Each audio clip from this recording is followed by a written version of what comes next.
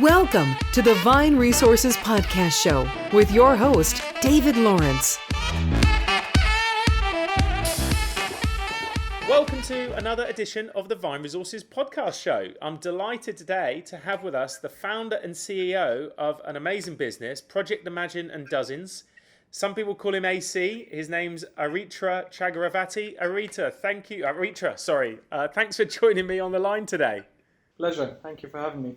Well, look, AC, what I'd love to share with our listeners a little bit about your business, particularly Dozens. Very exciting times. Over to you. What tell us about your business? Well, we just launched early Jan, so we worked right through second half of last year to build quite a few things, and we kind of sort of sprung it onto the market early Jan. So we've been really pleased with the response so far. So in around around 10 weeks, we've got almost 5,000 customers, which is much more than we were anticipating. So I guess all of our work around the brand and sort of creating the propositions paid off in a bit. It's slightly scary because it's real people using our product with real money, but it's really exciting times. So tell our listeners, what does Dozens do for you as a consumer? So Dozens, is a fintech. So we're not a bank, but we have a e-money and a MiFID investment license, which means we can offer quite a few different financial products. And we kind of differentiate from the other fintech offerings in two ways. One, we take you on a journey from spender to saver to investor. So which means we start you off with a current account and debit card and usual payments. And, we've got quite a few visualized statements. But then we spent a lot of time on this how to get you to save proposition.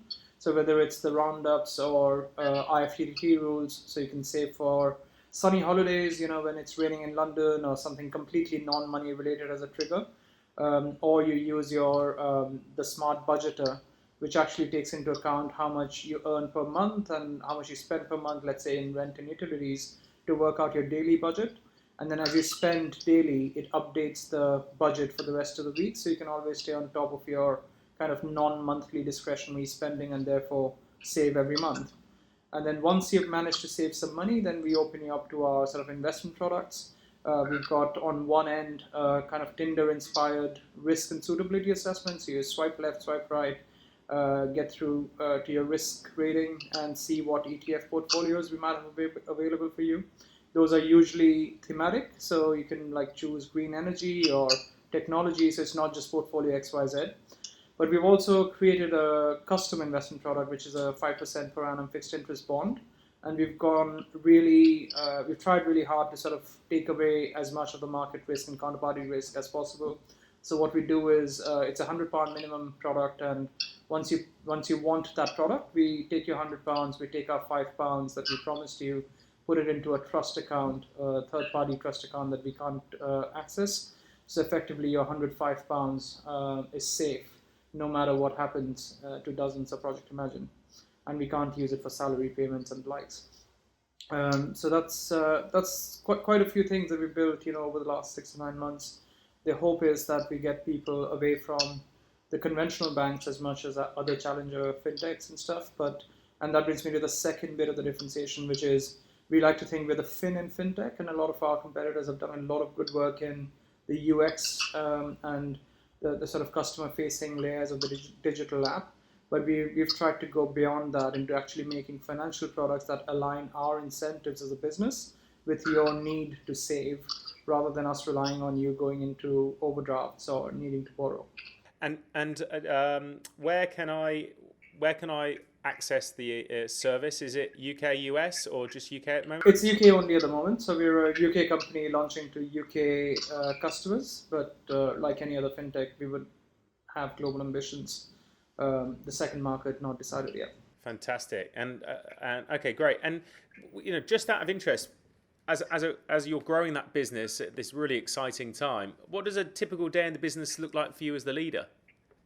There's no typical day. That's the trick question.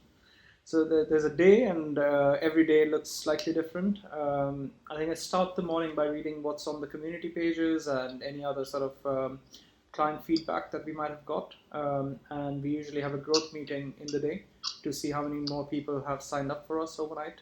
Those are the two things that are constant. Even lunch, I'd say, is sometimes not constant. So everything else is like decided based on stuff that's coming in, stuff that needs to be done. Sometimes it's by design. For example, we might have this week we're going to focus on getting bonds out, or next week we're going to focus on this feature of the app, or that part needs a bit of work. And sometimes it's completely responsive based on something that's going on in the market or with the app, etc. Fantastic. And look, you've set up the business, you've taken a huge amount of risks to do that. Who's inspired you on your journey to be where you are today? It's not like I kind of dreamt about setting up a business for many years and like looked for people who had done it. But I think in a perverse way, actually, our competitors is probably the closest answer, because the fact that we live in times when relatively young people like myself, and certainly the team around me is definitely younger than me. That fact that we can think about and aspire to become a bank in a really well-respected, regulated environment like the UK. I think that's quite cool. That was not the case till even 5 years back. Certainly not the case till 10 years back, before you had Metro get the first high street banking license. I don't know, I think about 150 years or so. So I think the combination of that and all the stuff around open banking and the general proclivity of the regulator to increase competition, and the fact that some of my peers were actually getting successful in creating these companies, was probably the catalyst. But the thought itself of banking itself having to think about things differently has been on my mind for many years, probably close to 10 or 12 years. I even did a master's thesis back in 2010, which was around banking returns and how banks are slightly different animals to ice cream shops and like everything else. Like, why is it that like depositors don't get treated as debt holders, whereas in any other business that would be the relationship. So just I've been thinking about these topics for long. Just got the catalyst, decided to make a jump, got lucky, got some money, and we've been doing it since. And the rest is history, as they say. Employee engagement, is critical to the success of any business. So I'm curious to hear what you're doing within Dozens from the top to really keep your employees engaged. I think it's absolutely critical. I think it's actually the biggest difference with conventional banks. I know there's a lot written about the tech, but conventional banks can start startup brands, and they've done it in the past with success as well. So it's not always that you're always stuck with the tech. I think what banks find hard is to get the right talent in, and then have the right organization structure and the incentive structures to get that employee engagement that you're asking about. So for us, for example, we have hired 35 people in London so far, around another 35 in Ukraine, which is the tech team. And we haven't used a single CV. We don't do headhunters yet. Like, we're starting to look at other people now for very specific gaps that we have, and we might use a headhunter or two over there. But so far, all of it has been based on conversation and agreeing about the mission. And obviously, you need your hard skills, but the basis for going ahead in the recruitment conversation is a culture fit. And people come in, and then whoever's in the team already will surround them over a Friday evening beer or something. And if they survive that, then we move on to the more interesting parts of the conversation. But it's not the other way around, where you go through rounds of interviews and a CV. And actually, like, we've got a 66%, I think, on last count ratio between men and women. So we've got 66% women, to be precise. And a lot of we have almost like equal numbers of men and women coming into the process. But somehow the lack of CVs seems to throw the men off. I don't quite know why, but that's been an interesting outcome of the process. What do you think is the biggest challenge facing business leaders today? People, without doubt, because I think the world is changing so fast. There's this amazing TED talk. I'm probably not going to remember the name. Ken Robinson, about how schools kill creativity. It's one of my favorite talks, and I think what he sort of summarizes is, when things are not changing, it's pretty easy to actually train someone, because train someone in a process and they get faster and more efficient. So people with loads of work experience make a difference. But when things are changing, you really have to hire people and not their skills. So when you're starting up a business, your ability to suss people, attract them, retain them, inspire them, I think is beyond anything else. Fantastic. You talked a little bit about culture there earlier. So how do you help a new employee understand the culture of your organization, your company? It's pretty hard to miss. The moment you walk in, even on your first day, like if you've come in for just a Friday evening chat, like you can see the rest of the team, how people are with each other.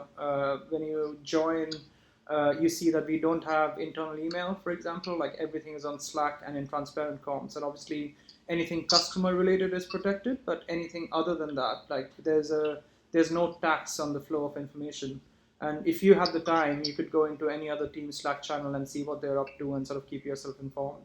So it's little tiny things like that. Like we spend a lot of time on Fridays to actually do this thing called Retro Pie, which is a kind of Project Imagine retrospective.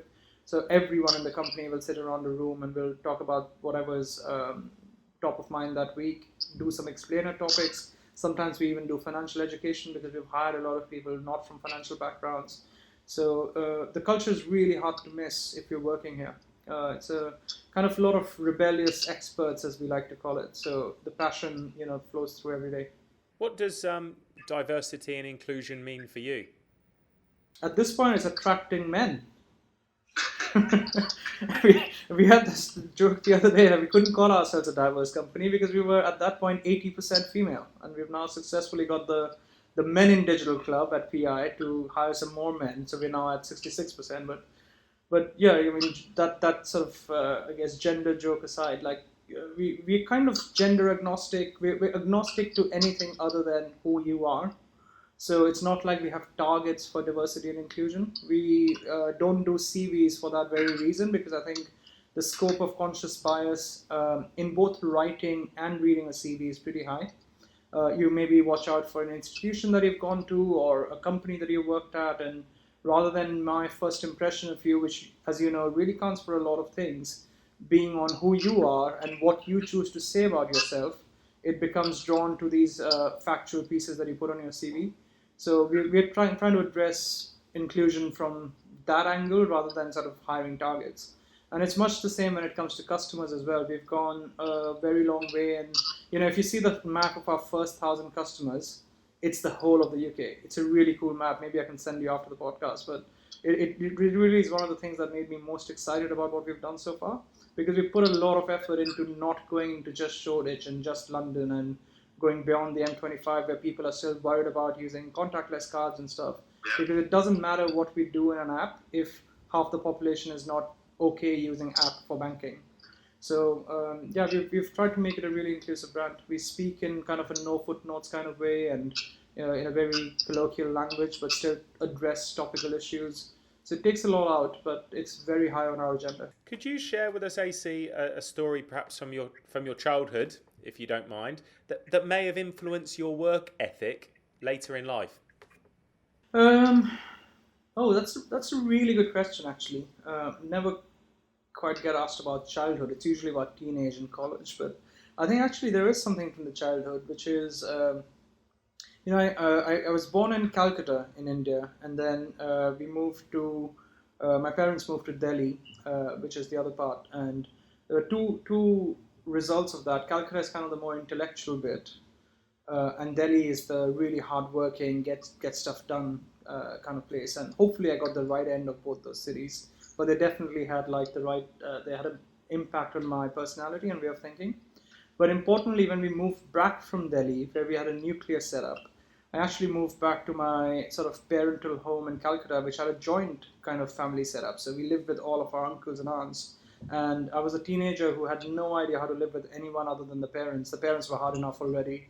So I was kind of thrown into the deep end of the sea. And, when I went past my first couple of months of rebellion, I started to enjoy like catering to all those different personalities and trying to see why they held certain things in such high belief, and trying to see the rationality in their thoughts. And I think as a business leader, that skills actually come back to pay dividends, because often when you meet someone, it doesn't matter whether you think they're being right or wrong or rational or irrational. I just end up finding why they're doing what they're doing, why it is rational to them. And if you even take that further to like why banks are set up the way they are, I was just saying to someone else the other day, like, banks are really smart people. But if the org structures and the incentive structures make it rational for smart people to act in a certain way, then you can't blame the people, right? So you have to blame the org structures and stuff. And so it's actually had quite a big impact on the way I think. What do you think your industry is going to look like in 5 years' time? I think one of two things is going to happen. If the challenger brands sort of get past the escape velocity, and that's not the 1 million, 2 million, 3 million numbers, like if we get into the tens of millions and become an actual alternative to someone opening an account because a generational shift has happened. And also if a lot of money comes into these challenger brands, right? Because users don't mean revenue, and revenue sits with money that's typically in the older segments of the population. So if we actually make inroads into not just the millennials, but the older segments, then I think there is a chance that banks go down the sort of telecoms route of, the banks hold the wires, and actually the companies, the brands that people interact with do not own the infrastructure, but become the brands they favor. Equally, I think it is possible that we have a window of opportunity against big banks, because sooner or later they will figure out how to do distribution and how to build an app and how to get maybe the incentive structures right. That may not take 5 years, may take 10 or 15 years, but they will get there. And if we don't get to that escape velocity in those years, then actually they will be back in command, because what they have already is some form of trust. Although most people complain about their banks, they like keeping their money there. Apparently people in the UK get divorced every 12 years, but change their bank every 18 years or some crazy stuff like that. So, there's some kind of a relationship there that is already pre-existent, and we have a window to kind of seize that. And if they make better apps than us in 10 years' time or 5 years' time, then ironically, not a lot might change. AC, I love that insight. That is just gold. So thanks for sharing that. Right, a final one for you. If you had your time again and were giving your 20-year-old self advice, what's the one thing you'd say to yourself looking back now? Probably do this sooner. I think I would be even more carefree in a sense, so that probably innovate even more. Equally, I think in a regulated space, too much adventurism is probably not great. So I'm not sure I would actually do anything differently from my 20-year-old self, but hey, it's advice, so I just tell him to do something different anyway. Aritra, thank you so much for joining me. What's the best way for people, if they want to find out more about the company, connect with you, how can they do that? I think probably through the website. We've got plenty of info on the website. I'm on ac@dozens.com, pretty easy to remember, so if you just drop me a line. I'm pretty responsive on LinkedIn or the community especially, so if you become a community member on vr.dozens.com, I'm usually responding late nights and mornings there. So plenty of ways to get in touch. Fantastic. Well, look, thank you so much for sharing everything you have today. Good luck with the business. I think are you crowdfunding at the moment on Seedrs? Have I got that right? Yeah. We are live on Seedrs at the moment. Fantastic. Yeah. So if you're looking to invest or fancy having a crack at it, jump onto Seedrs and check out Dozens. AC, thanks so much again, and I hope to speak to you again soon. Take care. No, thank you. We really hope you enjoyed our podcast. If you're listening to this on iTunes, please take a moment to give us a review. 4 stars would be good, but 5 stars would be amazing.